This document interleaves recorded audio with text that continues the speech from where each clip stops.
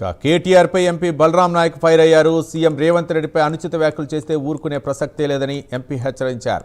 కేటీఆర్ది tank బండ్లోని నీళ్ల లాంటి character అని విమర్శించారు. పద్ధతి లేకుండా మాట్లాడే కేటీఆర్ను రాజకీయ నాయకుడిగా చూడలేదని చెప్పారు. వరంగల్ హన్మకొండలో సభలో ఆయన మాట్లాడిన వాక్యాలు ప్రతి ఒక్క వాక్యం కూడా ఒక మనిషిగా మాట్లాడే వాక్యాలు మాట్లాడలేదు.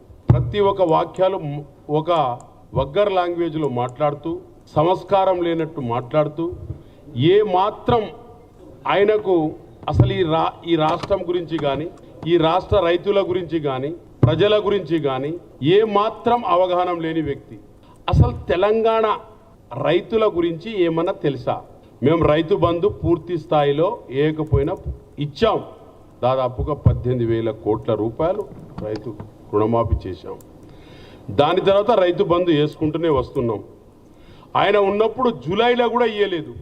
దాంతో మేము బోనస్సులు ఇస్తున్నాం, కరెంట్ ఫ్రీ ఇస్తున్నాం, కాస్మెటిక్ అండ్ మెస్ ఛార్జెస్ ఇస్తున్నాం.